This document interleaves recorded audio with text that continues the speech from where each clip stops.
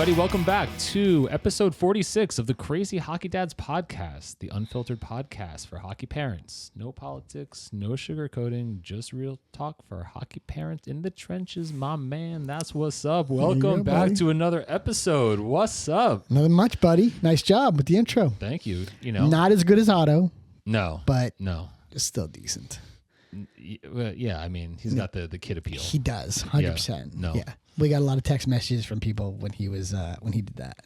Yeah. I got a ton of them. Yeah. Yes, that went over well. You talk about this with more people than I do. No, people just write me. Oh, well, I guess you're more popular than me. I don't know about that, but No, people I don't just mean that. people just write me. I don't know why people write me, but they write me. Yeah. They're Anyway. like, "Oh my god, I was on the podcast." I'm like, Really? "Yeah." Have people said that? I'm like, "Yeah, he is." Truthfully, not one person said anything to me about him on the podcast. Well, maybe they're. I don't know. I don't know. Maybe it's me. Oh no, it's a good question. Anyway, you know, no, it was cool to have him on there, and it was cool to like listen to it afterwards and just hear like he was being like genuine and 100% he was. Yeah, I liked it. It was good. I thought it was great. Yeah, we got to get Dom on. Yes. Dominator. Yes, we do. Yes, in due time, I'm sure. In due time. Yes. Still warming up to the idea. And then your daughter is chomping at the bit. Oh, chomping on the bit, bro! Like she's all about it. She cannot wait to get on this thing. She's gonna take over, by the way, when she gets on. Oh, she might. 100% she's going to. Yeah, because that's like she's theatrical like that. It's between wanting to be on the podcast and owning one of your dogs. Yeah. I don't think I get more requests for anything else. Yeah, knowing her, that doesn't surprise me. No. You know? That does not shock me even a little bit, by the way. So we'll get her on to say hello. Yeah, definitely. But that's going to be fun. It's funny now that it's like, gifting season and Otto's got a few of the new international mini sticks. It was a gift, Todd. So Otto, he told Noah, he's like, Noah, you should get a mini stick too. So we can play mini sticks. He totally coaxed her into that. 100%. For himself. Totally for himself. Definitely did. But now she got a mini stick, and she said to Orly, she's like, "What am I supposed to do with this?" No. She's been playing with them. It's actually been pretty cute. She? Yeah, okay. She's been down. I take it back. I didn't expect that. Otto came in the room earlier today, and like, Noah, come, let's go, mini sticks. And she's like, no, not right now. And then he left the room, and she looks at me, and she goes, he wakes me up before school to play mini sticks. Does he really? I guess. Oh wow. Okay, listen. I don't know, but she's been a good sport. She has been a good sport. But then she said she wanted to try hockey again. She said that to me. Oh, did she? Yeah, and she goes, Jamie, when I'm on the podcast, she goes, can we talk about the time where I tried to play ice hockey? I'm like, sure. Yeah. Like whatever you want to talk about. Yeah, she wasn't so into it. I mean, she she's like, my feet hurt, my back hurt. And it's not like she knows how to ice skate because she learned to skate and all that stuff. So it's not like she's foreign to being on the ice, but I would say like she sounds like a typical girl, but the girl that we are actually having on to be interviewed on the podcast today is definitely not that. No, far from typical. Far What an all-star she is. She's cool. Yeah. Sadie's going to be a lot of fun. We have Sadie Lundquist on the podcast today for an interview. You guys are going to enjoy it. I thought she was great. Oh, 100%. She's a very accomplished young lady. Yeah, no, she's I mean, just real quick before we get going on Sadie, let's just shout out Howie's Hockey. Howie's Hockey, Crazy 10.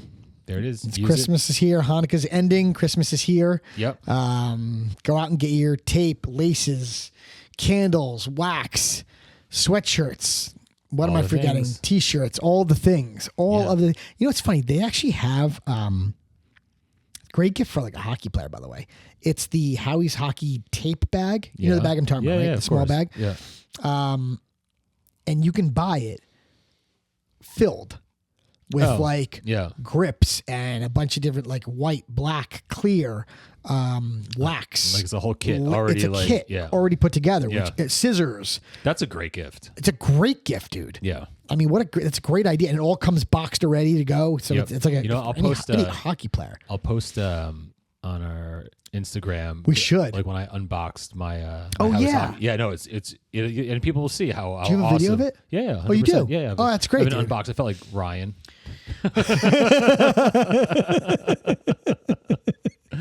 That's pretty funny. Yeah.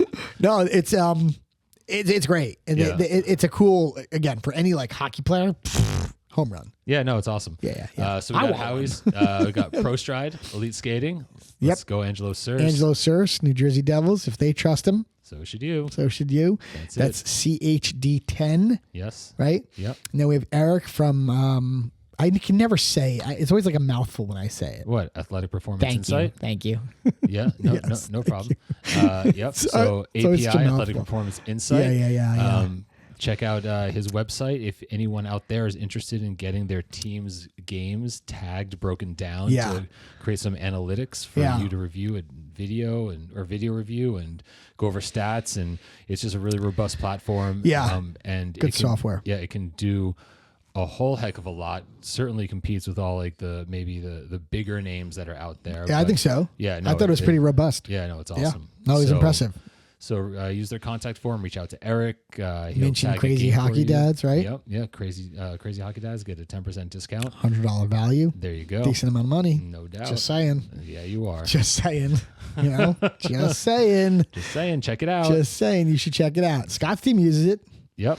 I mean, if Scott's team uses it, so maybe you should too. Well, it's definitely not my team. Well, Otto's team. Yeah, fair. Yeah.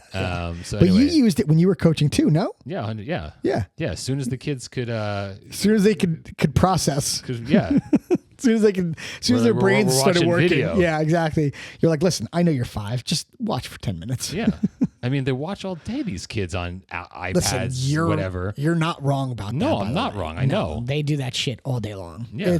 No, but see, like when you do it though, here's the thing. It's positive screen time. But well, part of I think the misconception sometimes is that like, we would sit in the room and like just have these kids watch like, hours of video. No, but like you mix it in with like NHL clips and you can make it fun, and then like you just show them like 1 or 2 things from their own play. Yeah. And you're like, hey, look, this is what we're talking about when we say, Listen, I think in little spurts you could definitely do that for kids. Without a doubt. Meanwhile, Otto wants to start doing video with you again. Yeah. No, that was cool to hear. Yeah, I think he's no doubt. I feel like he's definitely starting to get a little bit more mature in his thinking about the game, and he's showing more interest in just becoming bigger, stronger, faster, and all that stuff. And look, he's not. I don't have to like shoo him away with a broomstick. But at the same time, he's definitely more interested than he's been. So he's DTV, down to video. No, Jesus. Yeah, I was like, where are we going with that D to V. Yeah. Definitely. No. We're a family-friendly show. Not really. Well, explicit, but family-friendly, sort of. Ish. Yeah, I was, whatever. We're like Spin Chicklets light sometimes. Dude, sometimes I listen to what's said on Spin Chicklets. And I'm like, oh, no, sometimes wow. that's. Oh, wow. Oh, you just said that.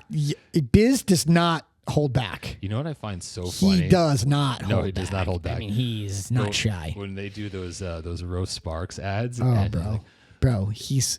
Yeah, it is phenomenal. when he does those reads, it's like... It's theater. Yes, it is. I don't even know. Like I'm like listening in my car, and I'm like, I almost like drive outside the road. I'm like, oh my god. I wonder what the company thinks of that. They must love it. I wonder what like when he's on on TNT or like on national broadcast, like the other ones that are sitting like in the chairs next. They must chirp the shit out of him behind the scenes about that stuff. They have to. I'm sure he loves it. Oh, I'm sure he does. Yeah. Listen, they're paying him, so shit. No doubt. Just laugh all the way to the fucking bank. Yeah, man. So anyhow, you started talking about our guest for today. I did. And I did. So Sadie Lundquist, Deputy Director of College Hockey. Yeah. And for those of you that aren't familiar with collegehockey.com, College Hockey Inc. College Hockey Inc. Yeah. College Hockey Inc. Yeah. You'll find their website. Yeah. And she's the first ever director of women's hockey in the organization. College Hockey Inc. is a nonprofit funded by the NHL. Yes, it is. And they have one mission. Yep. They have one mission, and it's to grow and market college hockey, both men's and women. Yep. To grow the game. Yep. Men's, women's, just to grow the game. Yeah. She's concentrated more on the women's side, right? She was mentioning definitely. That? Yes. Yeah. Yep. But yeah, they want to grow the game. They basically are, and you tell me if I'm wrong here. They basically are putting together plans if a college wants to launch a D1 program.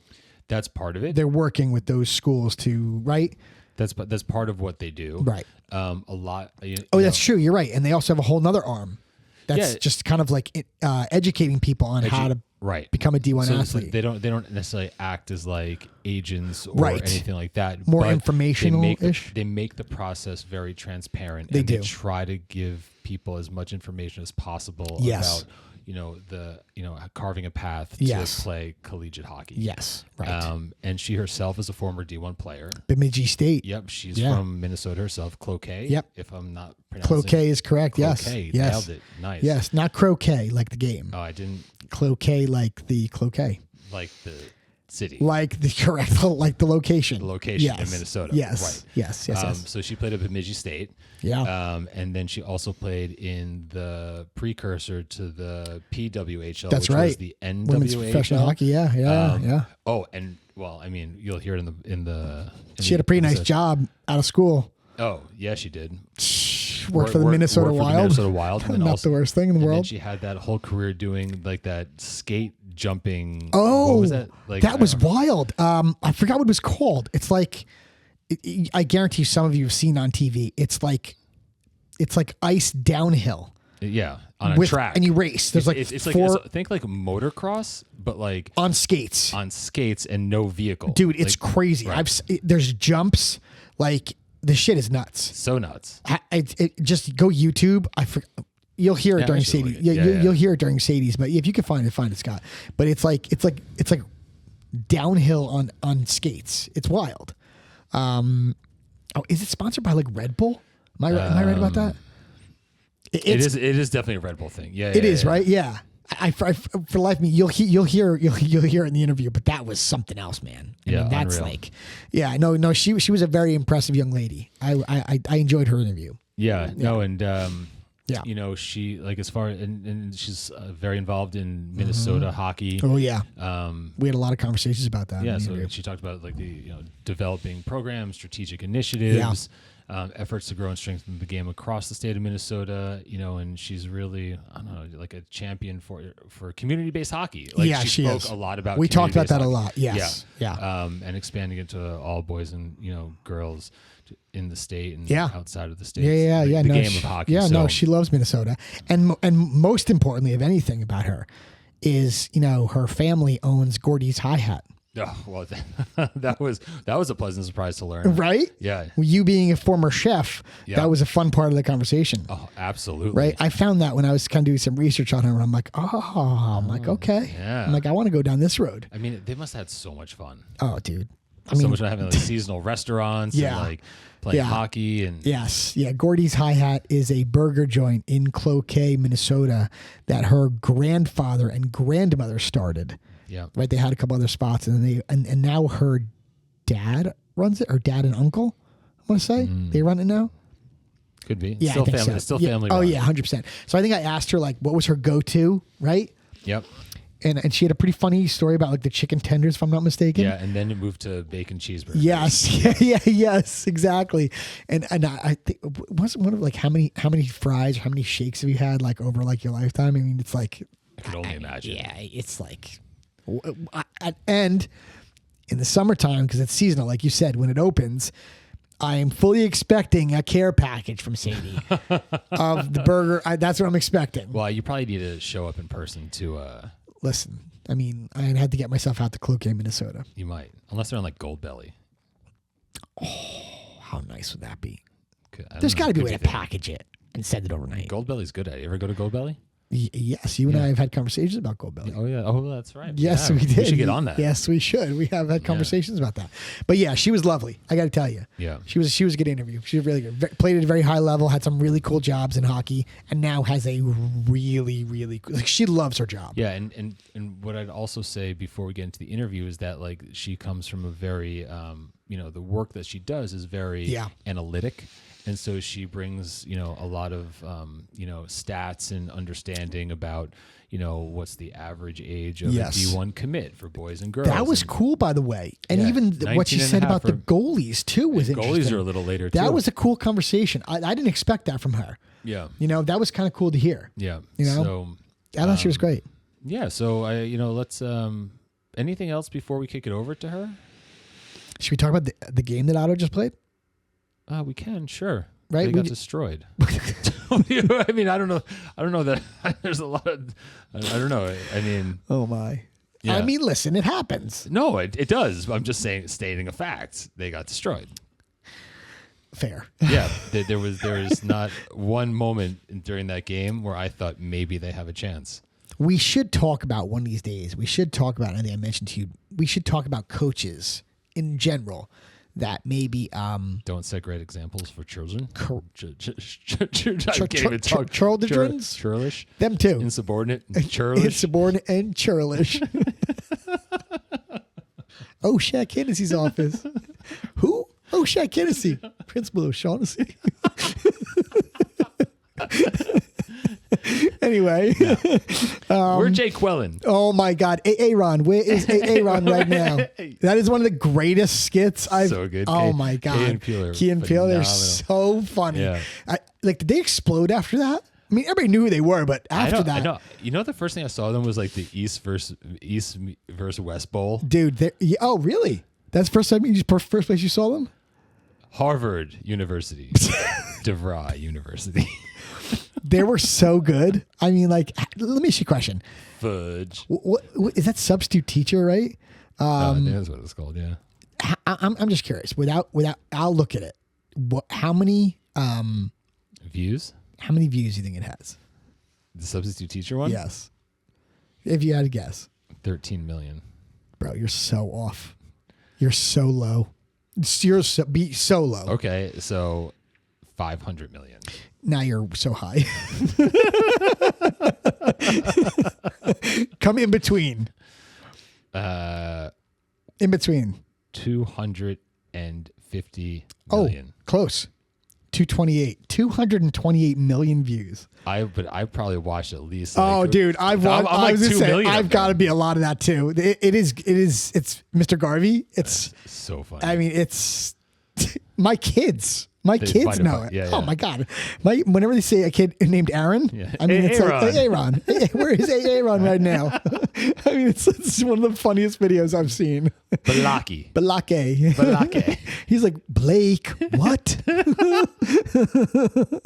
All right, enough about that. Anyway, sorry. Otto got destroyed. There was anyway. For those of you that don't know what we're talking about, this substitute teacher is a YouTube video. If you have not seen it, go look at it. It is hysterical. Substitute so teacher. Yes, on YouTube. Anyway, so Otto had a game.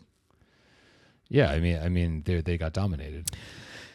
It happens, but we need to do like you say, we need to do an episode about coaches that do not set good examples for their players. I mean, that definitely happens. Yeah, too much probably in this game. Yeah, I mean, I think what we saw today, from not being a part of that team, and just being on on our side of it, like we were the ones getting our asses kicked, and then to see the amount of joy that the other team was taking in our kids getting penalties. It was bad sportsmanship. I mean, but the coach was feeding it in a way that was not. Well, listen, something was definitely going on because he got thrown out. Yes, but I mean, I don't know that it was overly apparent to me from over this on the sidelines what was being said. No, but his antics on the way out were pretty. Well, that was telling. Yeah, were pretty obnoxious. I mean, but it's funny. We had a very similar situation in one of Dom's games. I would say 2-3 weeks ago. Very similar situation. Yeah. Coach got thrown out and was not nice on the way out. Guy, you're an adult. Yeah. Start adulting. Yeah. Listen, instead of acting like a big child. Listen, everyone. You're supposed to set an example for your players. The fish rots from the head down. That's an interesting statement. I've never heard that one before, to be honest. Are you joking? No, I swear to God, I've never heard that before. Seriously? Yeah, I swear. I use it all the time when I talk about the New York Jets. Yeah, well, I guess we don't talk about football. No, we do, because you don't know who John Riggins is. That's true. But or your Wally Pop. Try again. Wally Pip. Oh, okay. So you're busting my balls. I like Wally Pop. I might have to call him Wally Pop from now on. But when I use the phrase "the fish rots from the head down" every single time I talk about my Jets because they're dog shit. And they've always been dog shit. And instead of those couple years when Rex Ryan was there, and maybe Bill Parcells. Anyway, go green. No. Gangrene? Gangrene? Yeah, they sucked. I mean, they're not even worth talking about. Yeah, fair. Yeah, okay, it's a hockey dog shit. podcast too. This is true. Although we do talk about other things. Yeah, but we shouldn't talk about football. Probably not. Especially the baseball. Jets. We can talk about baseball. No, I'm good. Yanks are good. Are they? Well, yeah. They didn't win the World Series. They didn't. Only one team can win the World Series. Okay. Well, it wasn't them. They got close-ish. Yep. Last 2 years, they've been... listen, they lost in the World Series 2 years ago, and they just lost right outside the World Series. So listen, they're not far off. You know what happens when you lose the World Series? You don't win it. No, you're the first loser. This is true. No second place. Second place is the first loser. You're not wrong about that. Yeah, that is true. Anyway. Listen, it is what it is. All right, so why don't we kick this over to... so anyway, the game we got dominated, dusted, moving on, playing again tomorrow. Right. Hopefully it's a new day. New day. And Dominic actually played while we were... I didn't go out to Long Island today to Dom's game. We sent him with another lovely family. And did they win? They did. Oh, nice. They did, yeah. I have not seen the game. I don't even know the score. But a lovely father actually did a solid for me and took Dom out there. Oh, that's awesome. Yeah, that was great. Yep. I owe him something at Christmas time. Maybe you take his son to a game. I have already. Oh, so there you go. He's repaying the favor. Well, I mean, I know I'm not saying it has to work like that. I took his son to Bridgewater. He took my kid to Merrick, Long Island. So he's clearly winning. No, okay. Fair. Yeah. I owe him. Okay. Yeah. Got it. Yeah. Anyway. Yeah. All right. Glad they won. Glad they had a. Yeah. He played defense again. So that's, All right, good. Yeah, I guess. Yeah, I don't know. And Nancy, I didn't even ask how he did. I haven't even looked yet. Okay, you'll find out later. I'm sure I'll find out later. Yeah. All right, so let's kick it over to Sadie Lundquist. Here Everyone, we go. Enjoy. Sadie Lundquist. All right, we are here with our first female guest on the Crazy Hockey Dads podcast. We have Sadie Lundquist, Cloquet, Minnesota's own Sadie Lundquist. How you doing, Sadie? Thanks for taking the time to hang out with us. No, thanks for having me on. I'm excited to be the first. I certainly know I won't be the last, so I appreciate it. No, it's awesome. It's been nice chatting with joining. you. Yeah, kind of over text. I appreciate you making time. I know we're going back and forth. It's not easy with people's schedules, but yeah, I mean, tell us a little bit about kind of what you're doing now. And like Scott said earlier, we'll kind of rewind to go back to your early days of playing career. Yeah. So right now I am the Deputy Director of College Hockey Inc. And I'm sure we'll get more into who we are, but just at a super high snapshot, we're a nonprofit. We're funded by the NHL, and our focus is to grow and market college hockey. So it's super cool. I think it's one thing for the NHL to say that they, support and invest in women's hockey. That's another thing for them to actually invest in us as both a men's and women's company, but specifically my role that was just created in 2020. 2023, 2024 is when they created my position. So I'm the first ever director of women's hockey, now deputy director of College Hockey Inc. But awesome. I'm super fortunate. Hockey's been a huge part of my life from playing in youth, high school, college. Worked for the Minnesota Wild for about 8 years. I left hockey for 2 years, realized that was the worst decision I made, and then I got back in with College Hockey Inc. So super fortunate that, the game that has shaped much of who I am, I get to give back and put that into my career. It's amazing. It's awesome. Can you kind of go back to when you were, how you kind of picked up the game and what your parents were like and how they supported you, what they got right, what they got wrong, all that good stuff? They got nothing wrong. We are perfect children. No. Yeah. I'm the fourth of 5 kids. And we're not a hockey family, or we weren't, I should say. I'm the fourth of 5 kids, grew up in a small town in northern Minnesota, just outside of Duluth. And we got into hockey because my brother came home one day and said, hey, my buddy Troy is going to play hockey. Can I play hockey? So my grandparents actually bought him his first pair of skates. And my parents didn't know that you had to sharpen them before you sent him out. So his first ice was just unhollowed skates, that's awesome. Threw him. He was in the trenches that first practice, I'm sure. But awesome. We really didn't know anything about hockey. So like a lot of, younger sisters, I just want to do everything my brothers did. So I think my mom said she found me in the basement at age 2 with their rollerblades on, just shuffling around the basement. So cute. Yeah, that's honestly some people have really inspiring stories of how they got into the world of hockey. And it's just, I had older brothers who did it, and the rest is history. 4 of the 5 of us played hockey. So I'd say now we've become a bit of a hockey family. We certainly love it. I'm not convinced my mom knows all the rules still after having 4 kids going that's through it. She was more of the hoorah mom than like Right. the talking X's and O's. But that's really how I got into hockey. It was, the classic little sister, keep up with her older brothers, and Right. just fell in love with the game. I love to compete, so played a lot of sports, but hockey was always just special, stood out, was always kind of my number one sport. So. And then, so you played locally. I know Minnesota does it differently than we do here. I know you guys stay and play for like your town, right? You guys have like little regions, right? Yeah. So yeah, we are the community-based hockey. We love to talk about it. We don't have I don't know if that. everyone loves how much we love to talk about it, but there's certainly something to be said. I think you can talk about it, like statistically speaking, Minnesota produces an insane amount of talent. But I think the greatest thing about Minnesota hockey is that isn't without growing the bottom of the funnel. And I think that's what makes it so special. So I grew up in a small town. Played with the same group of girls really from age 10 until we graduated high school together, which is super cool. From all my youth in high school hockey, I think I played with like 13 to 15 other college-bound players, though. So despite being a town of 10,000 people, produced a ton of college hockey players because there's really not a lot you can do outside of playing hockey and ice fishing and then enjoying the lakes in the summer. But yeah, I played youth with the same group of girls from 10 on. It's all community based. So, while there's a lot of girls that want to play college hockey, a lot of the girls on my team, their goal was to be the best high school player they could be. And I think that's what's so unique about community based hockey is that you don't get left behind. There's age 12, age 13. It wasn't like, hey, you're not on this elite path, so we're going to kind of push you to the side. Instead, it created a community base where, we went to 3 state tournaments together. We had a ton of success. The girls who maybe focused on softball, but hockey was still a big part of their life, they didn't hold back, my trajectory or anything. So, had a ton of success as a community. Now I'm a Cloquet Lumberjacks. I will be a lumberjack for life because that's just what community hockey does, especially for small towns. Right. Let me ask you a quick question though. So, but is it safe to say that all sports are the same way, or is hockey's not an outlier in the fact that it's community based? Like all the sports would be like baseball, softball, football, soccer, all of it. Yep.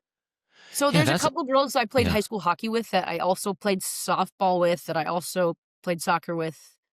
Yeah, that we overlapped. Or if, when I went to, someone played volleyball, someone played golf together. But yeah, so it's all community-based sports. Kind of like how America runs football. It's how Minnesota runs our sports, is you play for your community.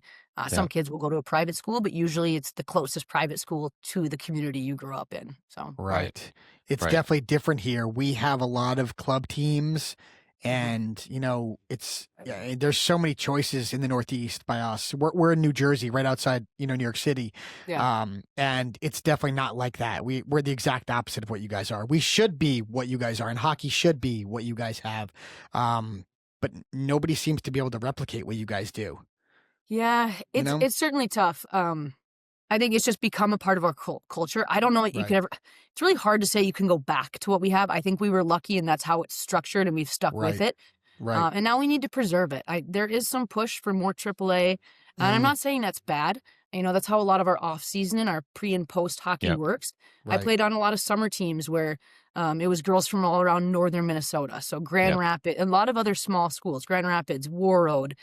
We would all play on summer teams because we wanted to play more hockey, but it never was at the expense of my community-based hockey first. So that's really how we've done it. And I think it's one thing, I've experienced it. I love it. I'm a huge proponent of community-based hockey. Right. And I can give you all of the emotional and community-based and things, but at the end of the day, the stats also, they support it. We produce the most Division I men's and women's hockey players. We produce the most NHL and PWHL players in the state. So, and I don't always want that to be the measurement of success. Certainly, you want kids to go on and play at D3, D1, beyond, right? Like we want that. I get it. Right. But it's how many 8U girls are playing, how many 8U boys are playing. And a big piece of what I talked about a little bit earlier is those girls that I played high school with that, maybe their goal was, and I don't mean this in a bad way, their goal was just to be the best high school player they could be. Right. Because they had such a great love and passion for the game. They all have kids now. that are reinvested into the Cloquet program. And Sure. I genuinely believe that if some of those girls would have grown up in different areas, they probably maybe get left behind at 12 and 13. They don't have that relationship with hockey. And now we don't have second and third generation hockey players because we picked this elite path over just having as many Right. people love the game as Right. possible. So that's my emotional take. I can also put my college hockey, we go Right. through stats, we do research, we do data, and it supports a lot of what I just said. So, It's funny. I don't know if you know Jamie Harrington. He's a friend of he's a Minnesota guy too. He's a friend of Doug Christensen's. So he's Yeah. with the New York Rangers now. So he mentioned to me, I was talking to him one day on the phone, and he mentioned to me, and I'm curious to hear your thoughts. He said that Minnesota hockey is not able to be replicated because the parents are so invested, and the parents are kind of driving all of these local teams and giving their time, right? And to Oh, do yeah. it, which is not like, it's not like that where we are. So he said it's not able to be replicated because the parents are so involved in keeping all these teams running, these local teams. Is that true? Yeah, I would say it's definitely an element of it. And I hate Yeah. to say it can't be replicated because, Right. it's like I would love to think that you could, especially in places that Right. had it. Like Mass used to be well known for their high school hockey. Mhm. But it is a ton of volunteerism. Right. That's what he was It's, saying. it's truly community based. One of my, my coaches growing up, when my friend Whitney, her dad coached us, and it was Coach Sylvester was like a retired gym teacher. His breath reeked of coffee. He opened the door faster than anyone else in the Cloquet area. But you just don't get that elsewhere, right? He just loved he's retired. He loved being a part of the community. And so he volunteered. And that is a big part of it. It's kind of it's a way of life. It's a culture here. And that volunteerism is what drives a lot of the smaller communities. Right. It's what perpetuates the hockey in that community. So it certainly is a huge part of why it's successful. But it's also, right, the number of outdoor rinks we have. It's the way Right. that only 2% of our rinks are only 2% Private. of our rinks are privately owned. The rest are wow. public. We treat all of our rinks like parks, right? They're a community service. They're not meant to operate at a profit. So that's a culmination of a lot of those different Right. things. His Yeah. history, volunteerism, and just then work. operating costs of Yeah. rinks. One of the things that you just said just resonated so loudly with me was just that, you had friends that maybe hockey wasn't their focus, but they were never left behind. Yeah. That was And when cool. I was playing hockey growing up here in northern New Jersey, there wasn't a lot of us playing hockey. In fact, in my elementary school, I was the only one playing ice hockey. And then when I got Yeah. to middle school, I think I might still have been the only one playing on a Probably. club, a travel ice hockey team. But then as I got older and, all of my friends were doing, playing other sports or whatever, or not playing sports, but I didn't have a group of like-minded individuals around me, that were also playing the game, and they weren't people that I grew up with, that I had these relationships with. And, when push came to shove, I wanted to, I wanted to hang out with my friends. I missed out Yeah. on a lot of stuff because I was, traveling and doing whatever for hockey. And, just the fact, so I've always said, if there was one thing that I think would have helped me continue my hockey journey at a younger age would have been, having tighter bonds or being surrounded by more like-minded individuals, because it was very easy to step away. It's I don't know any of you guys. And Yeah. I'm going to go hang out with my friends. It's a lot, but wow, that's unreal. Hearing you say all this. And I was just curious, one of the things that just jumped out at me was clearly on the outbound side of things, producing a ton of talent, right? And you alluded to it just now, and maybe there's not much more to it, but just on the inbound side of things, when we think of growing the game of hockey, and there's these now, these non-traditional markets that are more traditional, like the Arizonas, the Californias, the Floridas of the world. Yeah. I wonder, do you think community models could be successful in areas where there isn't as much, I guess, inbound, interest? And I could be wrong. Maybe the numbers are there. I'm wondering if there's been you've been a part of any conversations that, that touch on that. That's a great question. And I do think, right, that's where Minnesota has to be a little caveated, right? We Yeah. have such a high density. So it's easy for Right. me to say, yeah, why isn't everyone playing community-based? There's that caveat, right? There's always going to be those asterisks. I do think some of the non-traditional markets, it's probably impossible. Is Dallas going to be able to create a community-based model, or Texas can be able? Probably not. Could they Yeah. do it more so than what they're currently doing? Potentially, right? Sure. I think those non-traditional hockey markets will probably always have to have area teams that travel, right? Like Right. I don't want to blanket statement and say everyone can do community-based hockey, but I know there's a lot of efforts like out in California, in the San Jose area to say, hey, we're still going to have teams that want to travel, right? We have the parents that want to say, my kid needs to be in the best tournament, so we're willing to do this. But there's still just a higher appetite to say, how do we get that middle tier kid so they don't have to make that decision? So we still Right. have, house leagues and house tournaments, Right. and maybe it's not as high caliber as those kids that have aspirations to play D1, but I still think it comes back to like, yes, we want to keep them here. We want to keep them loving the sport. Maybe they play ACHA hockey, maybe they don't, but we want to create a space and a league and an opportunity for these kids to play as long as possible. And that's so I know San Jose is doing really making a push to do that. So there are non-traditional markets that want to Sure. do that, can do that, but it takes really that mindset to say we are Sure. going to go above and beyond to create this so that the kids who don't maybe want to do it all at all expenses have an opportunity to play. And it has to be a conscious Right. decision in those non-traditional markets. Yep, that makes a ton of sense. Mhm. So, so just let's talk about like the state of women's hockey, and I'd love to hear a little bit more. I mean, obviously, you went on, played high school hockey. That was, if you could just even like then go beyond that, like your time playing professional, college, and college, yeah. professional. Like at Yeah. what point in time did you realize that hockey was something that you wanted to take to some level higher than high school or higher than college? Yeah. Well, I recently actually found my fourth grade journal that I had to do for Mrs. Sweetnam's class.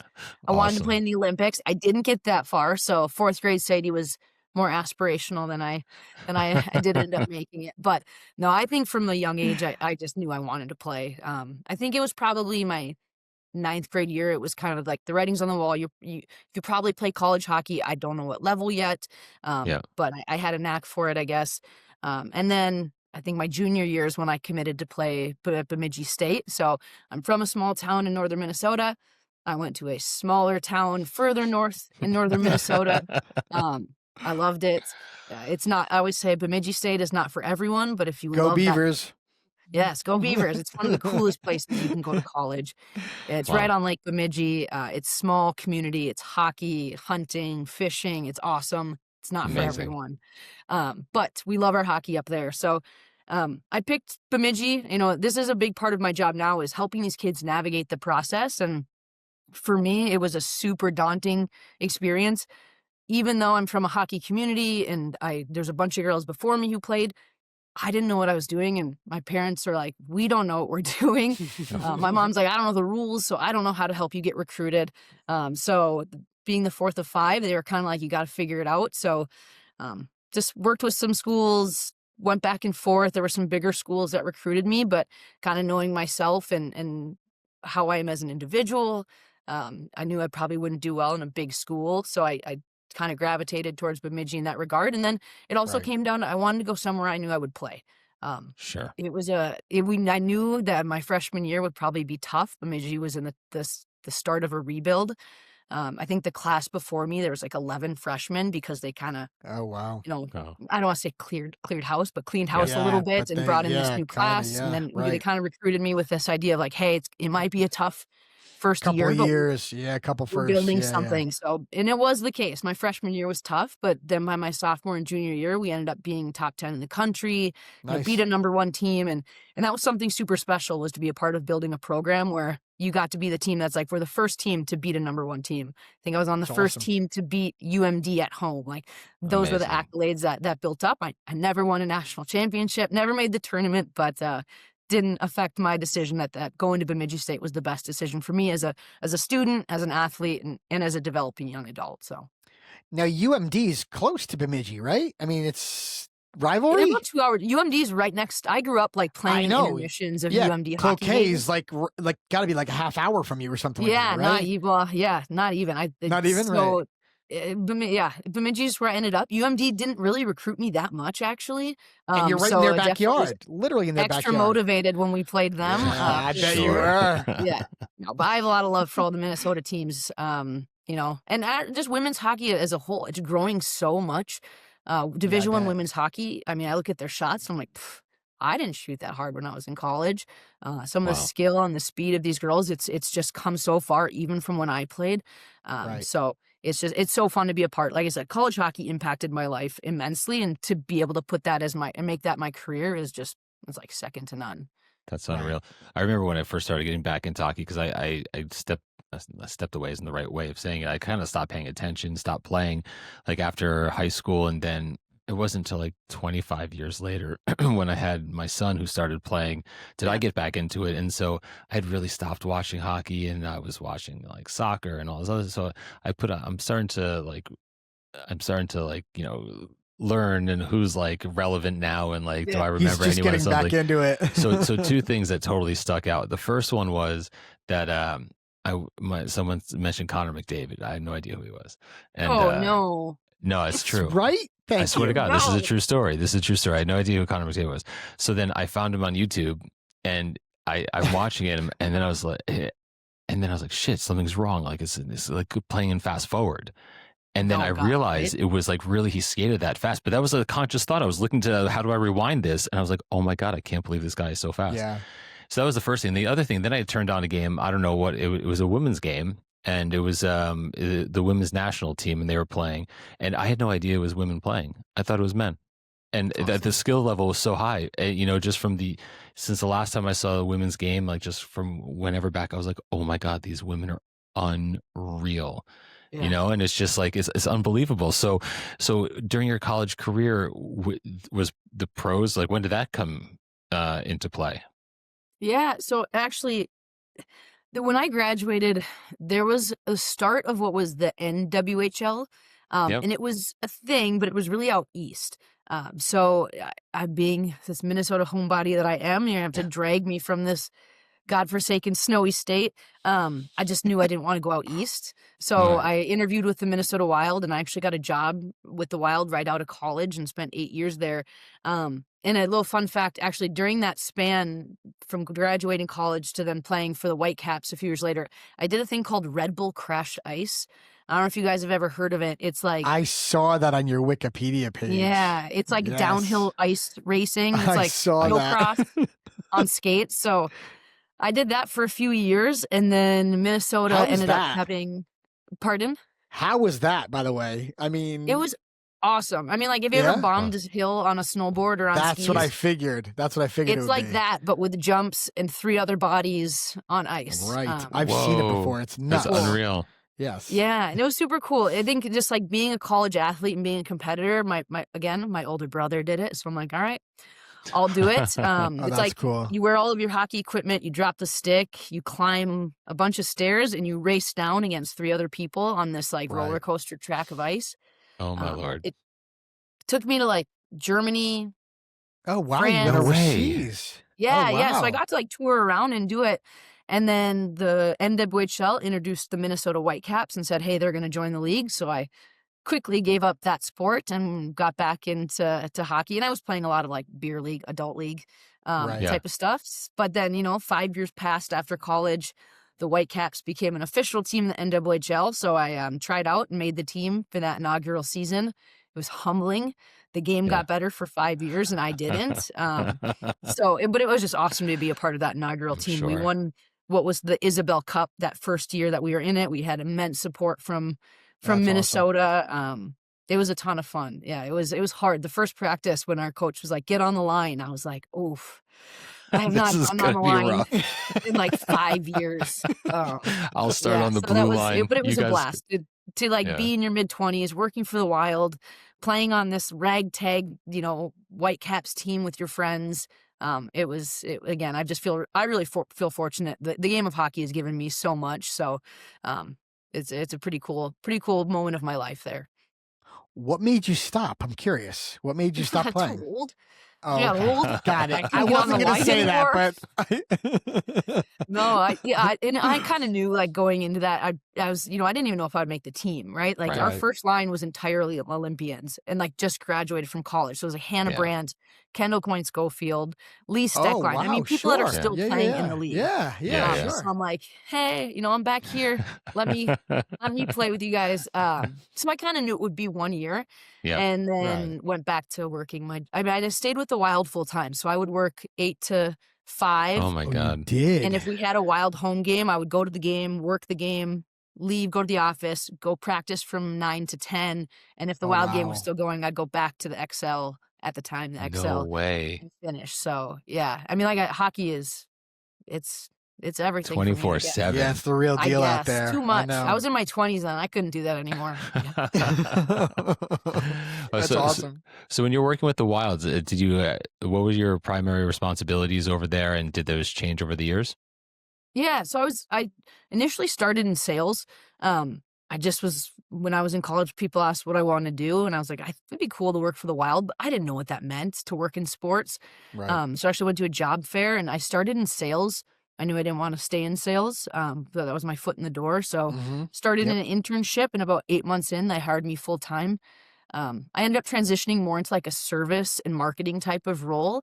But 8 years later, I was still there working home games, loving, just loving. I grew up there. I was there from ages 21 to 29. So it's pretty cool to be in an organization, and you feel the wins, you feel the losses, you feel like you're really a part of that. And, when you graduate from college, you feel like you've lost a bit of your identity as a hockey player. So to stay with the Wild and still be in hockey was, again, a good way for me to kind of feel like I was still a part of the game. And now, and I always am, at the time, it was my dream job, right? Like as a 20-something, saying you work for the Wild was cool. It was a ton of fun. But now what I do at College Hockey Inc. it's my new dream job, because it's affecting the game that impacted my life so much, and kind of seeing how the next generation builds, and knowing that, girls who graduate don't have to do crashed ice. They can go right to the PWA. That's right. And they don't have to break their leg doing crashed ice. They can just go straight into making money playing college hockey or playing pro hockey. So tell us more about College Hockey Inc. Yeah. So like I said earlier, we're a nonprofit. We're funded by the NHL. Right. And really our goal is to market and grow college hockey. And the best way to describe this, it kind of comes to life in 3 ways. One, we actually grow the footprint of college hockey. It's something that not a lot of people know that we do. We conduct feasibility studies for schools that want to add college hockey. The University of Delaware, they had an inaugural Division I women's hockey season this year. We did the study for them. It's a big SWOT analysis to help them. Michigan has 7 Division I men's hockey teams and 0 Division I women's hockey teams. And we actually just did a study for the University of Michigan. So hoping that in the next few years, we'll see that one come to life. And then we've got a few other schools, confidential schools that we're working with to add men and women's Division I hockey. So that's a big part of what we do, is truly just growing the footprint. We do a ton of marketing, PR, research, social media, digital media, right? Just bigger, broader, more engaged audience with college hockey. And then the third thing we do is we're a resource for student athletes. Because we are a nonprofit, we're always free. We take a lot of that research and marketing and just hopefully help kids navigate that process to college hockey. And we're not advisors. We're not like one-to-one. We're just there to give them all the information and have it be very data-driven, right? Like I can give my personal philosophy on what it is, but that's not what we do. We say, hey, the average commitment age for a female hockey player to play Division I hockey is 17. For a male, it's 19. Did you know that? Here are the key dates you need to know. Here's how to advocate for yourself. That's really what we do at College Hockey Inc. Right, because girls don't go to juniors like guys do, right? That's why the age is different. Like that's why the 2-year age gap is there. Yeah, no delayed enrollment. Technically there's like a year, but there's no juniors. It's really high school, whether you're in state, high school hockey, prep school, whatever it may be, right into college hockey. Right. So how many girls D1 teams are there right now, as opposed to how many D1 men's teams? Yep. They're with Delaware this year. There are 45 Division I women's teams. There are about 65 men. I should know that. Yeah. But I think you're right. I think you're right about that. It's something like that. And I'm curious. It's funny. We talk a lot about like Duke bringing a program and like UNC and Alabama, right? I know they all have, some pretty big club teams. do you see over the next couple of years, like the NCAA adding a lot of teams on both the men's and women's side? I think it'd be great for the game. I don't understand why they don't do it. They all have the money to put it together. Yeah. They all have the space to put a rink on their campus. It's not difficult. Like, just get donors to pay for it. I mean, look at Penn State, right? Same That's idea. it. That's all you got to do is get donors to pay for it. Listen, they all have get big the billionaires. Pockets. Listen, let's call a spade a spade. They all have money. Like, please, I don't want to hear that they don't have money to do it. They all do. They can all subsidize the programs. It's not difficult, Yeah. But I'm curious to hear your thoughts, Sadie. Yeah, we have, like I said, we have 3 schools right now that will be doing feasibility studies. Nice. Yeah, which is awesome. Maybe you'll see an ACHA program. Maybe you won't. I don't know for sure. Got to keep it confidential. But I think I think you're on the right track. That some of these ACHA schools, especially some of these higher end ones, like UNLV, they beat Denver last year. Yeah, right. And I think you could asterisk that with some things, but it doesn't matter. They've got a rink, they've got resources, they've got players. I've seen just on like social media some of those ACHA games. They're packed. Like, they're rowdy. They're in non-traditional markets. There's certainly areas for growth there. It is the sustained costs of hockey. They're high. Our studies look at your costs of the coaches, equipment, your facility costs, conference alignment, all of those things come into all culminate to be a successful program or not. And now in the world of NIL and transfer portal, it's all it's all a little bit chaotic, but without giving away too much, but without leaving you with nothing, we do have schools lined up. I would think so. Yeah. In the future, ACHA, it's a natural spot to look to say, hey, you're already there. You've got it built out. What would it look like for you to elevate? And that's certainly an area that we focus on. Right. And that's how Penn State did it, right? I mean, that's how Penn State kind of brought their program to light. Am I right about that? ASU, it'd probably be the most recent. Arizona State, same exact thing. Correct, exactly. Like, those 2 schools are now, big-time ice hockey schools. Yeah. I mean, how cool is it, when I talk to young women hockey players, when I say, hey, if you want to go to a non-traditional hockey market, you got to look at ACHA. You have to look club hockey. For the men, their footprint's bigger. They can look at Arizona. Do you want to go to ASU and play hockey? You can do that. Do you want to go to Denver, CC, Colorado and play hockey? You can do that. On the women's front, our furthest west school is Mankato, Minnesota. Believe it or not. Is that right? Yeah. Huh. So we're still growing, but it's still it's awesome to see the growth of men's hockey and the footprint it's creating. Let me ask, just curious, in terms of your role at college hockey, are you working with both men and women, or you just focus on the women's side of things? Great question. I focus on our women's front, but I have 3 other coworkers that really focus on men's hockey. Our executive director and myself, he focuses mostly on men's, just because I am kind of the women's hockey guru, but the both of us kind of tag along for both. But then we have a communications director and an athlete director who focus entirely on men's hockey. Got it. And 90% of my time is on women's hockey. Got it. So I have 2 questions. One of them being with the change with the CHL and NCAA hockey, is college hockey fielding a lot of inquiries from Canadian-based players? Yes and no. It's hard because I'm going to say we don't necessarily work with players so much. And then I'm going to say we do a lot of seminars for players. So I think it's Alberta week right now for College Hockey Inc., where my coworkers will actually be in Alberta teaching them the pathways to college hockey. But again, it's more like we look at it more from like a program and numbers perspective rather than like an advisory where we do one-on-one. Sure.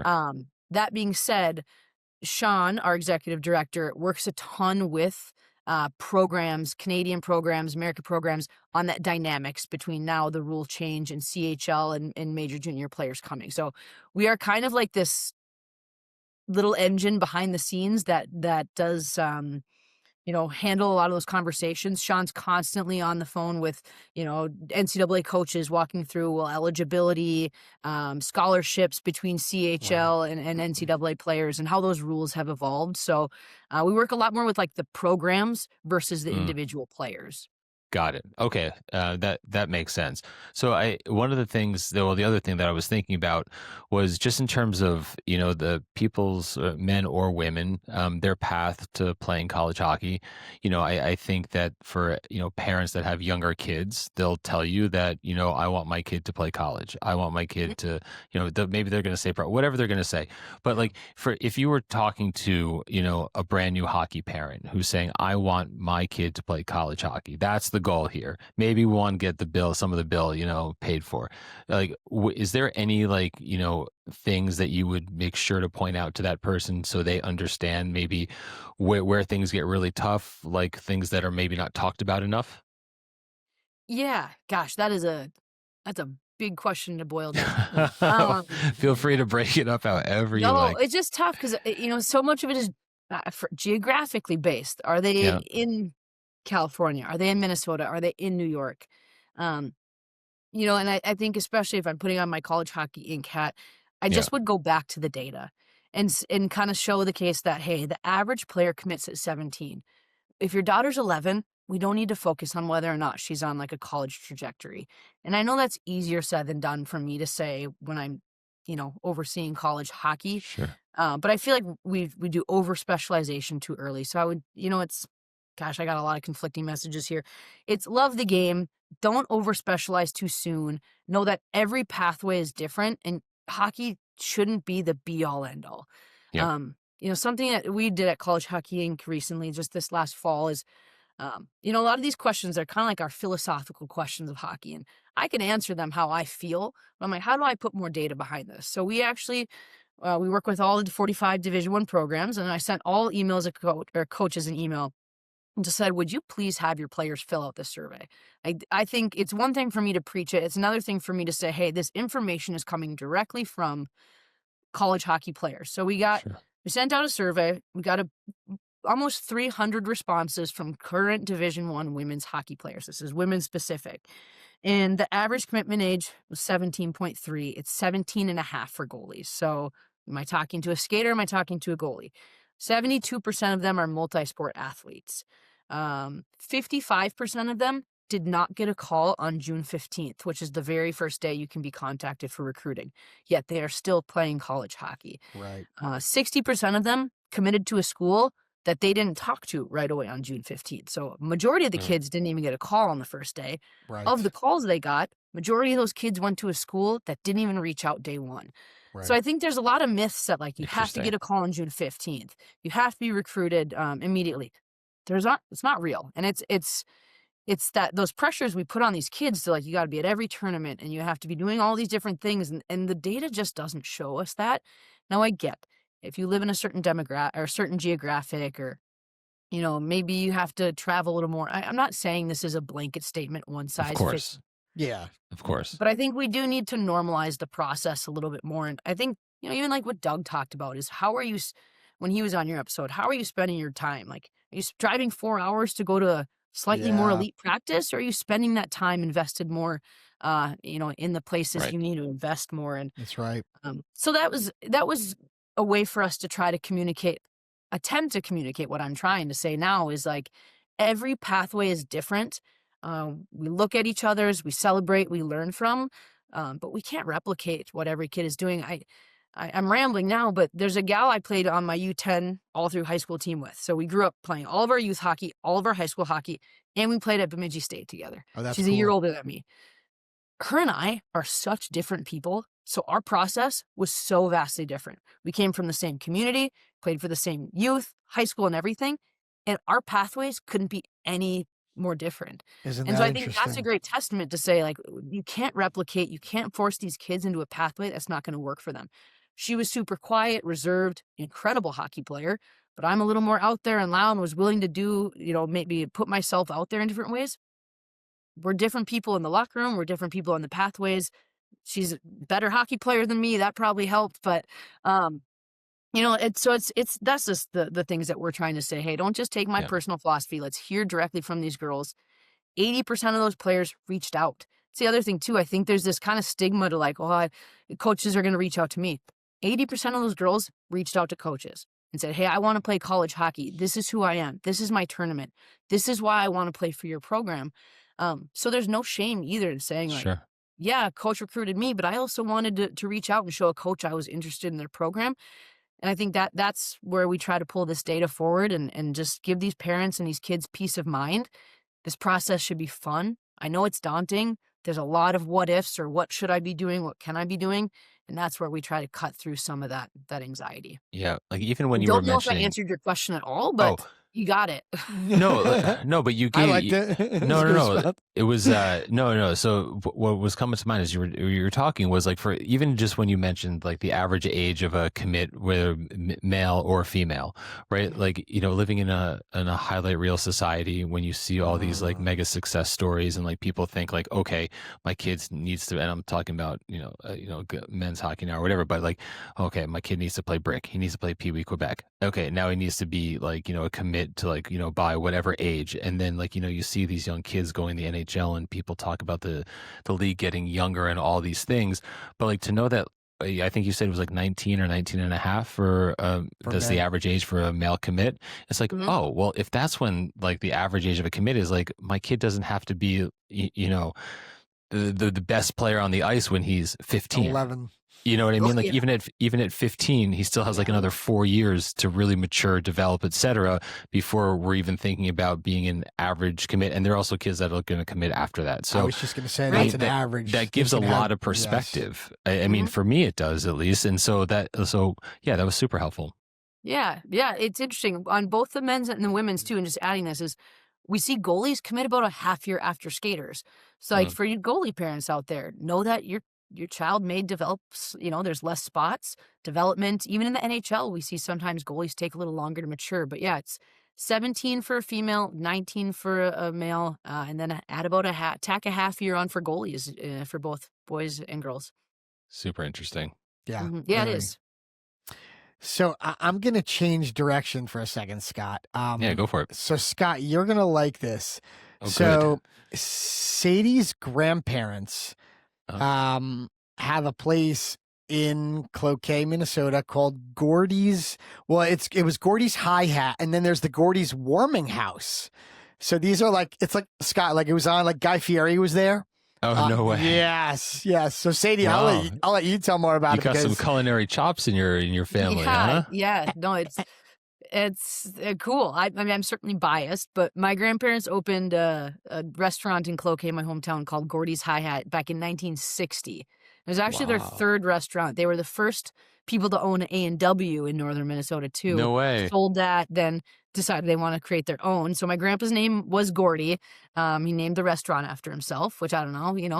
We'll leave that up to the viewers and whether they like that or not. But no, my grandparents opened it in 1960. My dad has owned it ever since I can remember. And then two of my brothers are helping him take it over. So it's been in our family since 1960, and it's an old school burger joint. Guy Fieri came when I was a freshman in college. It was awesome. Okay. Got to spend the day with him. Yeah, he did some minute to win games with us. It was super cool. Nice. But yeah, I always say it's like some of those places, they're like have a secret recipe or they marinate things for like 14 hours and all those things. The way that our restaurant works and still operates this day is just very ma and pa.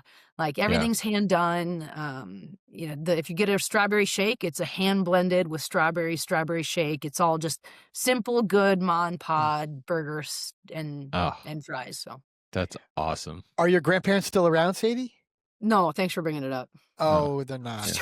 I'm just joking. I was just going to say, Jesus Christ. I was like, no, they did both pass. They did both pass in the last few years. But like very long, fulfilled lives. Sorry, you can cut this part if you want. No. We don't edit. We put everything in. That's hilarious. Yeah. No, they both worked up until their late 80s though. Which was super cool. So growing up in middle school, high school, and even in summer in college when I would come home for summers, I worked with both my grandparents, my dad, and my brother, which some families might be like, oof, that's too much, but it was so cool. It created such a unique dynamic with my grandparents. Like my other side of my mom's grandparents were like the traditional like cuddly grandma. Oh, she's so sweet. And then my grandma who ran the restaurant was like, yelling at people and was like firing my dad. Was just like, get out of my way. I'm a lot like my grandma. I got a lot of her fire. Awesome. She was very spirited, but yeah, they worked up until their 80s. They were incredible. And That's great. if you're from Minnesota, like you've likely heard of the restaurant. You have to pass it to get up to like the lakes part of Minnesota, like the Vermilion area. So we're only open seasonally. Well, people are going to the lake in Minnesota, and then we take hockey season off. Oh, of course. And what's the warming house? That's a coffee, ice cream, and dessert shop. It's perfect. Just so that one stays open year round. It's actually pretty cool. We share the same parking lot. It's essentially the same compound, if you will. Right. But it was my dad's house growing up. So he lived there. Then we converted it. They converted it into a coffee shop. So his office in the basement was like his old childhood bedroom. So that's so funny. Cloquet is small town community through and through, whether it's hockey or eating at a restaurant. It's kind of how it works. So what's the go-to? Oh, bacon cheeseburger. Oh, wow. Aggressive. Yeah. No, they're not big. They're smaller burgers. They're fifth of a pound, but everything is fresh. Everything's hand cut. If you get onion rings, they're handmade every morning.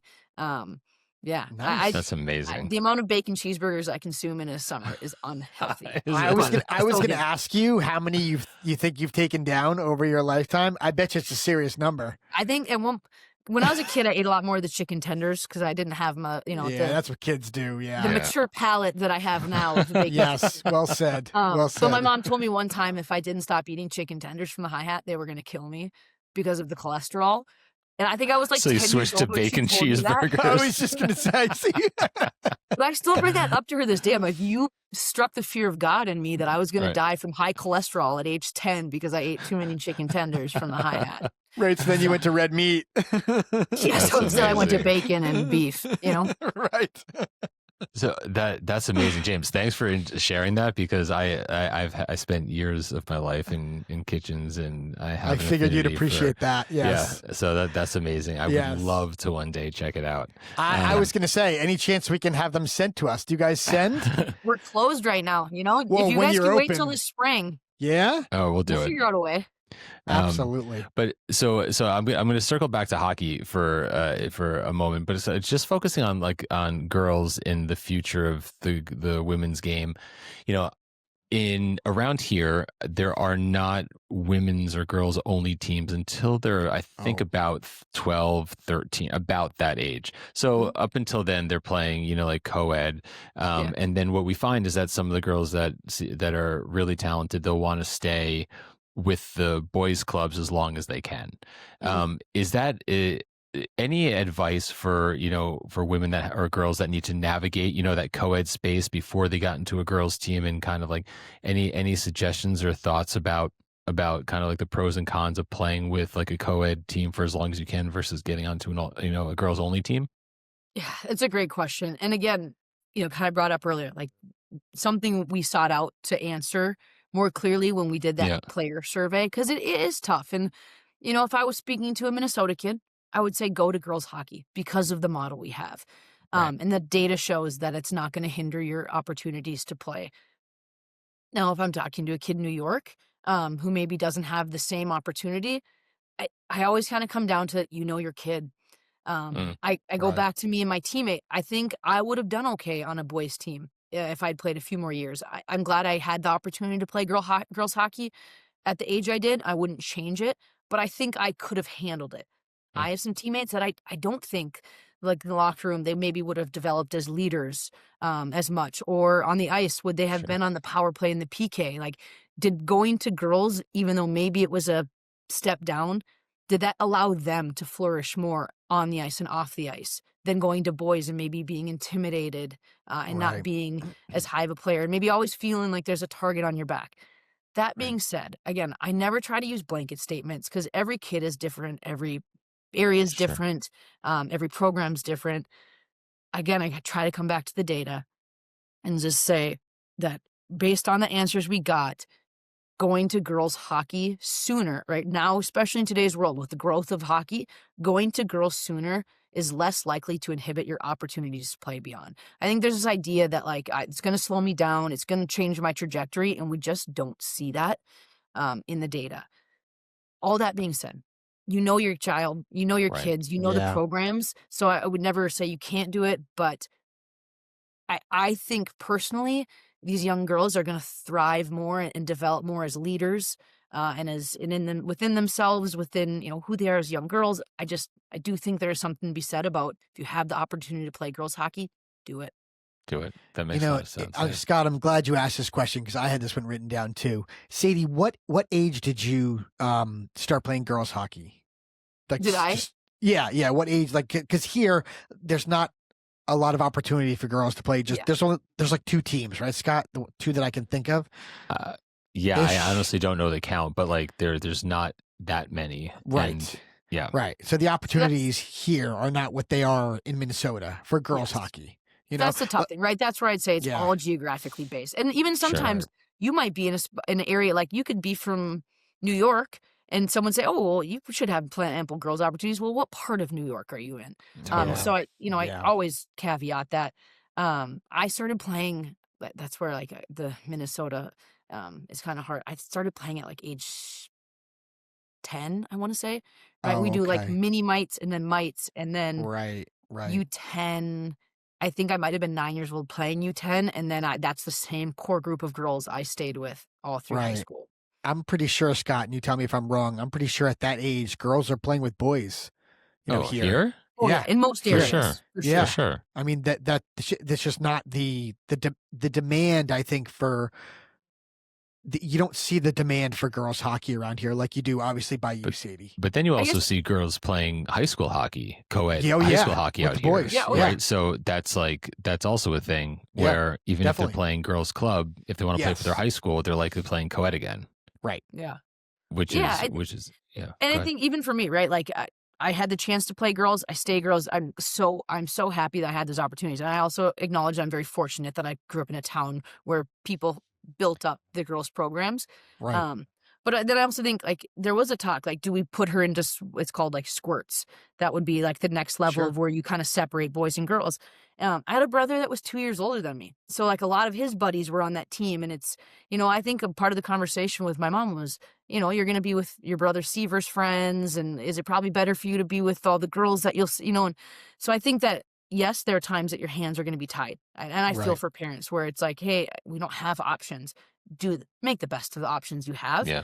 But, for me, where I had that option, squirting and girls, boys or girls, I couldn't have been happier that I picked girls. And I don't feel like it negatively impacted my trajectory at all, which is the misconception. I would argue I became a better leader, a stronger person from being in an environment that just empowered me. That just makes on the face value, that just makes so much sense. I mean, I can imagine being the minority of any group, you'd have to be cut from a slightly different cloth to really kind of transcend that and just, be a vocal standout person that's willing to take those risks and all those other things in front of peers. So that does make a lot of sense. Question, you've talked a lot about just like the data and the numbers that, that you work with to validate, to validate, I guess, what's the word that I'm looking for? The putting together of a college hockey team? Yeah. So I guess my question is, are there any stats or is there any data that you feel like isn't maybe like talked about enough or something that you find very interesting that you would like think is worth sharing and surfacing to an audience? Yeah. I think I kind of pressed on a little bit of them. I think the multi-sport athlete one, the 72% of the girls we surveyed were multi-sport athletes. I feel like if you were to go on social media and look at a snapshot, you'd think that all these kids only played hockey. And that's all, they gave up everything. And hockey shouldn't be at all costs. I mean, right now Minnesota's been in the news because that Mason West kid. Totally. Unreal. And again, I know it has to be a product of the right environment, right? I'm not saying every kid gets the opportunity to be Mason West and play in those dynamics. But I do think we have created this culture of over-specialization. And that's not just hockey. I hear this from lacrosse parents and everything. But then we also complain that our kids are over-specialized, but then we push them to over-specialize. So I'm really passionate just personally about that idea of multi-sport athletes and staying home. Just Mason West gets to go to prom with his buddies. He gets to do all those things because he chose to stick around and play community-based hockey. And again, Right. not everyone gets to do that, but I think the multi-sport athlete that just be a 15-year-old kid at some point, whether you're a boy or a girl, like let's use the data, understand it, advocate for yourself, dream big, but at the same time, like hockey shouldn't be the be all end all. And I think some of that goes, something I've become more passionate about within this role is our main focus is D1 hockey. We try to do a lot to champion D3 and ACHA hockey because it's really unfortunate. I'll talk to kids where it's Division 1 or bust. And it's such a tough mindset that like, well, why? Tell me why. If you could play 4 years at a D3 school and play incredible hockey and make lifelong friends and get an education, why wouldn't you want that? Like, that's where I've another piece of the my job is kind of elevated and I've become passionate about and I'd like to spread more is especially on the women's front. The D3 national championship last year was in River Falls, Wisconsin. They went undefeated. They won it at home. There was like a 2-hour wait to get in the door. People were lined up in the stair. I mean, like I get chills just thinking about it. And it's such a shame that some kid out there is thinking, well, that's a D3 national championship. I'm like, that was just a national championship. That was elite hockey. It was packed building. The place was, it was electric in there. And so that's another piece that I think with students and with parents is kind of taking away the stigma of like, Division 1's not the only level. Division 3 is awesome. ACHA opens up the amount of schools you can go to. It opens up the markets you can play in. I know everyone has a dream to play in the NHL and the PWHL, but at some point, like, just love the game. Play D3 hockey. It's awesome hockey. So, again, I think I rambled. I don't know if I answered the question, but it's a big. I've become all the levels of hockey because the more kids we have playing for as long as possible, the better our sport gets. Yep. It's funny you mentioned D3. So I don't know if you know the hockey guys, the guys who started at Wisconsin Superior. Oh, yeah. Which is right next to Cloquet, yeah. All right, so I figured you knew them. So down, yeah, yeah. So if you're familiar with the guys, so we interviewed Austin and Johnny.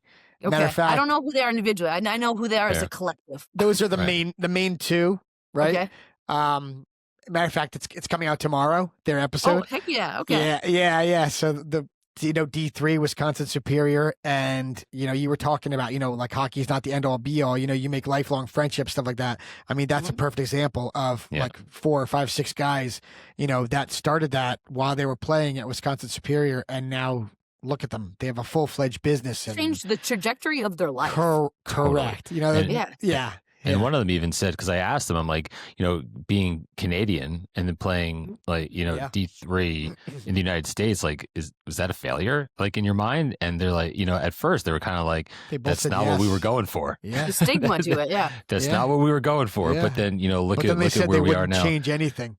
Right. And it's so true. And we had a dad who's got very talented children. One's a commit D1 to Penn State, play lacrosse. Awesome. And he's going there next year. And then the younger one, he's like a double underager playing like total U16 stud. Premier, like led the team in scoring, like NTDP, like prospect type of thing. 100%. Like, so this dad's like seeing like the highest of the high level stuff. And he's like, look, like putting like his kids like kind of aside. He's like, he because he played, I think, D3 football, if I'm not mistaken. And he's like, dude, for all the kids out there, like if you play hockey in your high school, it's not like club where like just it's mom and dads. You have like kids from your high school coming, they show up, like they're cheering you on in the hallways. They're talking about things. Maybe you go play club, maybe you play D3. And he's like, dude, that's a solid career.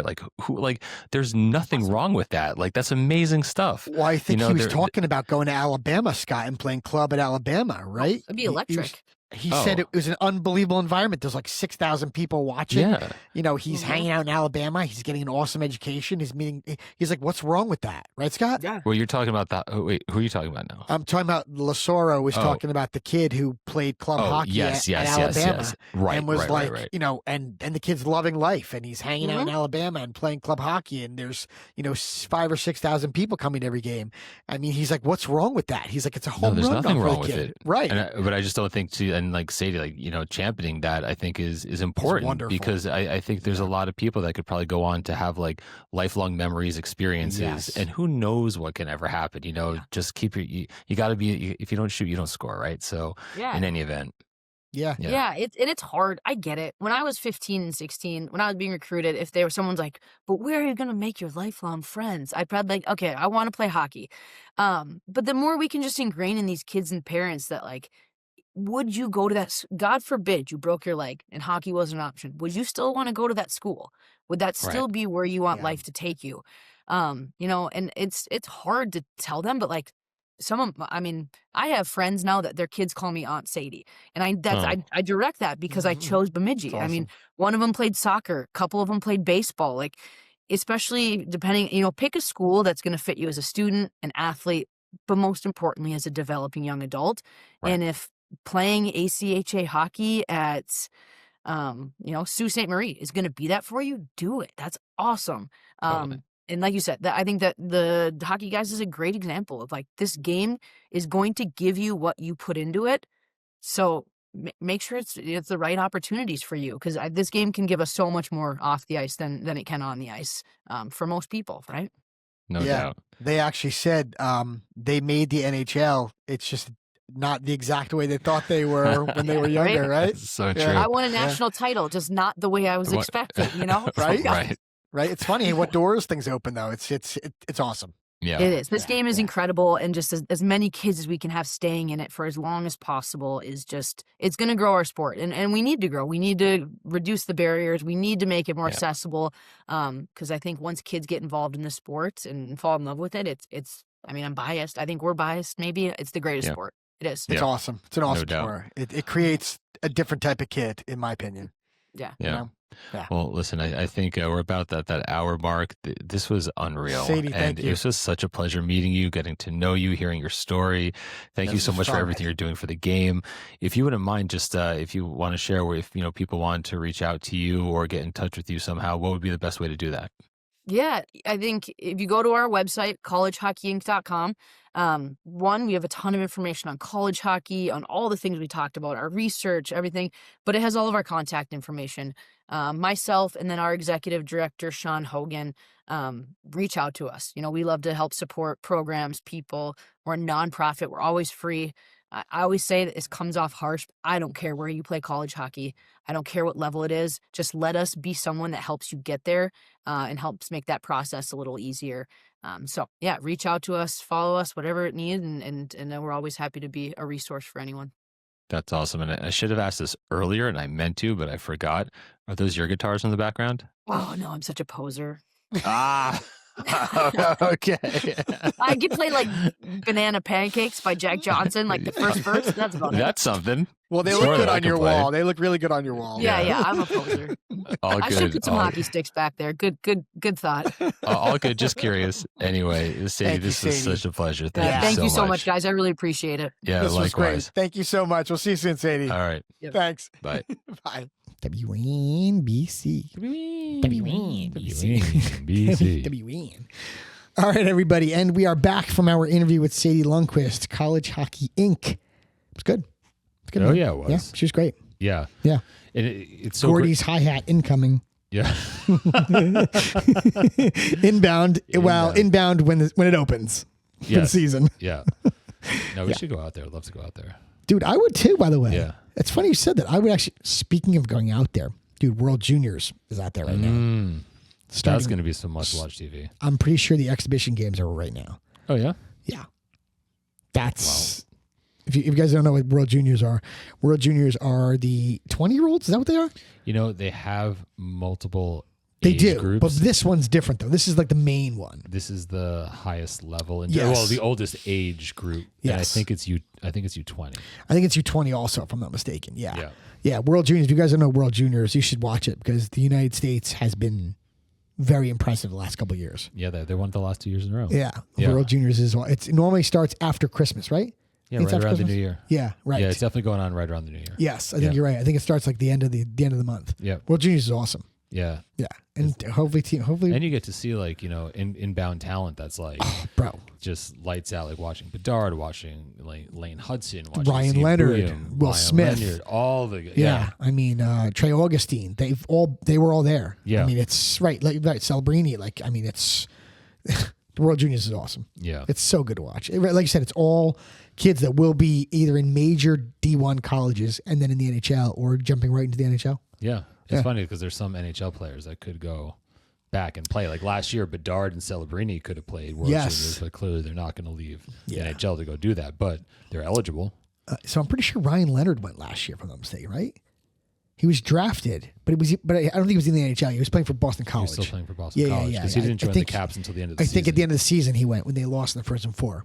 I think you're right. Yes. Yeah, no, yes, you're right. Yes, but you're right. NHL guys can go back. Yeah, I don't know that anyone's done that though. I don't think so either. Yeah. But they can.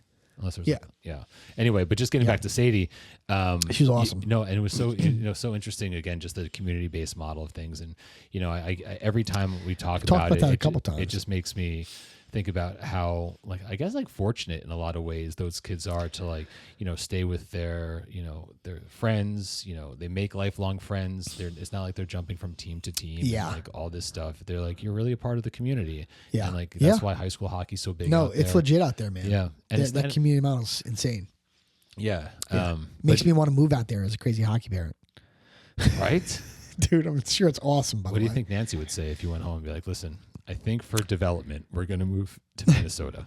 It's kind of like moving to Canada, no? Similar-ish move, wouldn't you say? We know somebody who's done that. That's true. We do know someone that's done that. Yeah, he moves for the season. That's crazy. Listen, crazy hockey dad. Yeah. I mean, is there another way to describe? No, I don't think so. No, he's cut from the same cloth. Aren't we all? I don't know. He's kind of next level, dude. So I was just going to say, some of us have different levels of it. Yeah. Right? Listen, but they're out there. Yeah. That's dedication. That's for sure. Yeah, but and then, just also thinking about the Sadie's experience and also talking about how there were girls that she played with where hockey wasn't going to be their be all and end all, but they also didn't get pushed aside. They had a place to continue to play and continue to participate and develop, etc. And again, that's just such a great thing, because for us around here, there's many kids that I don't think have an opportunity to play hockey in an environment that's you're with your friends and whatever until you get to high school. And now it's high school hockey, you're not going to have kids that just want to try hockey for the first time. And I'm not saying that's what Sadie experienced, but it's less accessible. Listen, it's very impressive out there. What was impressive out there too was that the girls can start playing. They don't have to play with boys at a very young age. Also, yeah, right. Right? That was crazy to hear that. Yeah. I'm curious if Canada is similar to that. Oh, yeah, I don't know. I would think so. But they have so many hockey players out in Minnesota that the young ladies, young girls that play ice hockey don't have to play with boys if they don't want it. Right. Which is, and it's funny, we actually had a write-in on Instagram from Mario. Mario has a 9-year-old girl, he was saying. And one of his questions was, when to take them off co-ed and just go into, into regular girls. And I hope that Sadie answered your question, Mario. That and the other question he had was he was worried about starting his daughter's journey too late, not starting at 4, 5, and 6. And I think that everything that we have heard so far is that really doesn't matter. No, especially if you think about you don't need to start at 4, 5, and 6. No, it's probably less common to. Well, I shouldn't even say. What do I know? But just talking the conversation we had with Bob Mancini and just how and many others will just say was the point at which where things change dramatically. Yeah, and, there are stories of people that don't. Oh, start. Sure. Otto was talking with a collegiate player at Mercyhurst. Okay, and he played lacrosse and he didn't start playing hockey until he was 10, and now he's playing D1. I was just going to say, there's people that put skates on when they're 10, 11, 12 for the first time and play Division I hockey. Yeah, it's totally possible. Now, is that the norm? No. But it happens all the time. No, but again, if they develop a passion for the game, they love to play it. They work. Happens all the time. Yeah. There are kids there's kids Otto's age, 11, right, that have not put skates on yet that will play Division I ice hockey. Probably. Yeah. Probably not too many. But I think it's more than you think. Yeah. I do. Could be. Yeah, I do. I think sometimes we start this at the early specialization. Yeah. And I showed you a graph recently about that. Yes, but that was early specialization. It was early specialization, but I don't think it's. My point is that I don't think it needs to be all hockey all the time from 4 or 5. No, and it shouldn't. Right, but when we started this, I think we all thought it was supposed to be. In some ways, what we have found out is the opposite. Yes, it's Well, yeah, long road of just doing a variety. Yeah, because I would say that when spring would come around in summer, you're thinking like, oh, well, I got to pack in hockey. Right. Yeah, even though your kid might be doing something else, it was still like a hockey. You got to do hockey. Got to play hockey. Exactly. Yeah, and I don't think it's necessary.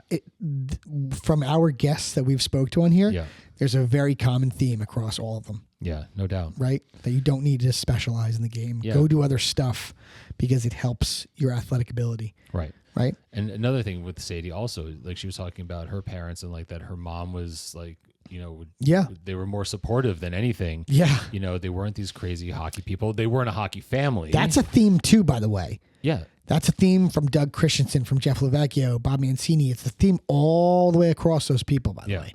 I mean, there's ongoing themes woven into all these people's conversations that we're having with them. No doubt. And it's from personal experience. It's not like anecdotal that they're just like regurgitating what talking heads are saying. We're not like we're not telling everybody what everybody else is saying. These are all their words and they're all saying the same thing. Yeah. Makes you wonder, doesn't it? No, I know. And that makes me also think of like when we spoke with like Alex Kim. Oh, well. Go ahead. What? No, well, I was just going to say, like, he had a very interesting point about talking about how we form opinions based on other people's opinions. That was great, by the way. Great. We have that clip, no? We do, yeah. We should post it up. Yeah. But, like, it's not rooted in fact, and so it's like stupid people telling other stupid people stuff. Right. It's like bro science or like the blind leading the blind. Yes. And the more you talk to people that have reached high levels. And now, look, of course, like everything else, it depends, right? Like no question. There's always outliers. Yeah. But that's, those are the exceptions, not the norm. And I think 100%. We're starting to get more clarity on what, for those that have been successful, what and are more normal people, not like the generational talents, from their experiences that, some of the themes that you mentioned ring true. Right. The generational talents are a different animal. Yeah. Right. We're talking like the masses. Right. Right. Yeah. But no, you're right. It's the exact same theme across everybody, which is really cool to hear, actually. Yeah. It's changing my mindset. That's for sure. Yeah. Without a doubt. Mine too. Yeah. And hopefully it's helping a lot of other people. Hopefully it's helping a lot of you people that are listening to us. Maybe you kind of change your path a little bit from being pigeonholed into, all hockey all the time to more of a, variety, long goal with a lot of variety in there, whether it's baseball, basketball, football, mountain biking, gymnastics, jiu-jitsu, boxing, whatever. Yeah. Rollerblading, running. I don't know. What else have I not? Curling. Give me something else. Tiddlywinks. I don't know. Tiddlywinks. I don't know. I'm reaching for things here, and you're not helping. I'm just watching you try to figure. You're this watching out. me flounder. No, you're doing a great job. Speaking of flounder, can I just tell you? I watched Animal House the other day. Yeah. So good. So. You forgot how good John Belushi was, by the way. Oh my God. John Belushi. Yeah, Jim Belushi was the other one. Yeah. Yeah, dude, he was phenomenal. Died way too young. Do you know where he's buried? Fun fact. No, I don't. Can you give a guess? Yes, I can give you a guess. Cloquet, Minnesota. Under Gordy's hi-hat? No. He's actually buried on Martha's Vineyard. Why? I don't know. I don't know. Where he had his last drink? He was a wild man. I'm pretty sure that he liked it there. He liked vacationing there. Yeah. So he's buried in like an undescript grave on Martha's Vineyard. I know where it is. I've seen it. Really? Yeah. Well, we got Martha's Vineyard a lot, but yeah. So that's again probably the only reason why I know he's buried there. Oh, fair. Yeah. But yeah, I mean, you would never think out there because he was in Hollywood and. Actually, I would never think of it. Period. Yeah, understood. Died way too young though. I think he was in his 40s, right? Yeah, was he? I don't 39, know. 40. He was young. Very funny bastard though, man. Yeah. You ever watch Animal House in a while? No, not recently. Oh my God. Yeah. So good. Yeah. No, there's a lot of movies that, since we've been like talking about stuff recently that I'm like, oh, I should watch that again. It's funny you said that. Jeff Lavecchio posted something on one of the threads one of the clips we put up of him on our Instagram, and he actually said the words "no doy." Remember when we said "no doy"? Yeah. And only a guy like him can make that sound cool. Yeah. Like that would. Some people can't do that. Right. You know what I mean? So like I wrote something like I haven't heard that one in a while. Like it's, and then I wrote like, it's a gift, Todd, in quotations. Yeah. And I said like, what movie? He hasn't seen it yet. Oh no. But I'm curious if he'll know the movie. I'm sure he'll crush it. Do you know the movie? No. Oh, bro. It's Wedding Crashers. Oh. Yeah. Yeah. When he paints him the picture. Oh my God. Like, it's a gift, Todd. Oh my God. Oh my God. That movie is so good. They don't make movies like that anymore. Bradley Cooper was good in that too. He was phenomenal. Sack. Yeah. Sack when they're playing football. Big tree fall hard. Yeah. How many fingers am I holding up? What was the line? Crab cakes in football. That's what Maryland does. Like a sack lunch. That movie is hysterical. Hot route. Red 7. Sorry. All right. Well, you were on a tear. Dude. Again, they don't make movies like that anymore, so I'm having my child watch them. You should. And it's a good excuse to watch them yourself. 100%. Oh, you haven't seen this? We're watching it. Dude, meanwhile, you're 1,000% right, by the way. It is. I am absolutely pigeonholing him into watch the movies that I want to watch. Yeah. 100%. Is he coming through on the other side enjoying them? Oh, dude. He loves them. Liar, Liar. Yeah. Ace Ventura 1 and 2. He's watched all 4 Beverly Hills Cops. Yeah. That stuff's so funny. Yeah. You can't. I haven't shown him Caddyshack. I have to be careful because he's only 13. Right. So I have to be a little careful of some of the content. Yeah, no doubt. But dude, some of the comedic stuff from some of these people. We had we put on for funny. Otto that he loves, Rush Hour. Great movie. Yeah. I mean, Chris Tucker and Jackie Chan. Yeah, totally. All 3 of them are good. Yeah. By the way. Yeah, no, I don't know that he's seen the third one. He's watched 1 and 2. You know what? I'm pretty sure Dominic has seen them. Oh yeah. I think he has. I think he has. Yeah, not with me, but he has seen them. Yeah, they're funny. They're good. Dude, again, they don't make movies like that anymore. Yeah. Yeah. Anyway, yeah. So, anything else? No, man. For this one? Yeah. Listen, I want to wish everybody a Merry Christmas because this episode's going to come out right before Christmas. So wish everybody Merry Christmas. Yes, happy holidays to everyone. Enjoy your family. Enjoy any time off you might have from work. Yes. Hopefully everybody has a safe and healthy holiday. All of that stuff. And we will see you guys right before New Year's. Yeah. That's the plan. That is the plan. We'll do that. That is the plan. So here we go, dude. Nice episode. Yeah, likewise. Good shit, buddy. All right. I'll see you on the next one. Yep. Later. Later, dude. Peace.